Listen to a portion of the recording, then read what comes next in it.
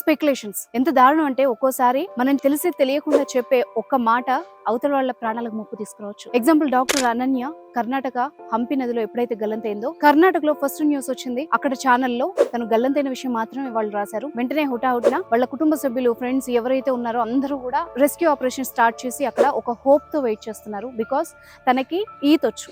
So ఎక్కడైనా వాళ్ళకు ఒక హోప్ ఉండిందనమాట. నెక్స్ట్ డే ఈవినింగ్ వరకు వాళ్ళు సెర్చ్ ఆపరేషన్ కంటిన్యూ చేశారు. ఎక్కడైనా మా అమ్మాయి బతికి ఉండుంటుందేమో, చిక్కుకునే ఉంటుందేమో అని. కానీ ఈ లోపలే చాలా వరకు చాలా మంది ఎంత దారుణంగా దాని స్పెక్యులేషన్స్ క్రియేట్ చేశారంటే నెక్స్ట్ డే మార్నింగే తను చనిపోయిందని, డెడ్ బాడీ దొరికిందని, పోస్ట్ మార్టం అయిపోయిందని, ఇలాంటి రకరకాల స్పెక్యులేషన్స్ వితౌట్ ఇన్ఫర్మేషన్ వెంటనే అందరూ స్ప్రెడ్ చేశారు. చిన్న ఎగ్జాంపుల్ ఏంటంటే ఈరోజు తల్లి మరణ వార్త విని ఒక కొడుకు గుండె ఆగిపోయింది.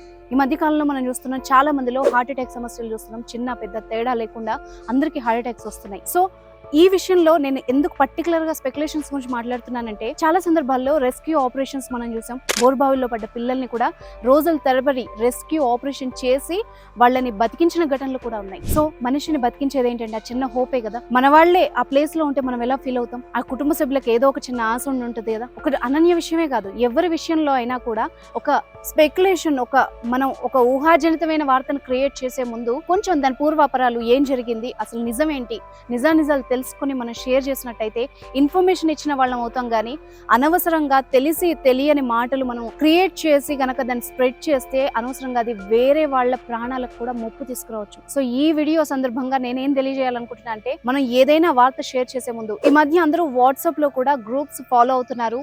దొరికిన వీడియోని దొరికినట్టు వాళ్ళకి నచ్చిన టైటిల్ పెట్టి షేర్ చేసేస్తున్నారు. తాత్కాలికంగా మీకు వచ్చే వ్యూస్ కోసమో లేకపోతే పేరు కోసమో అవతలి వాళ్ళ ప్రాణాలని రిస్క్ లో పెట్టకండి. దయచేసి నిజాలు మాత్రమే షేర్ చేద్దాం. నిజాలు కనుక్కొని షేర్ చేద్దాం. అది మాత్రం నా రిక్వెస్ట్.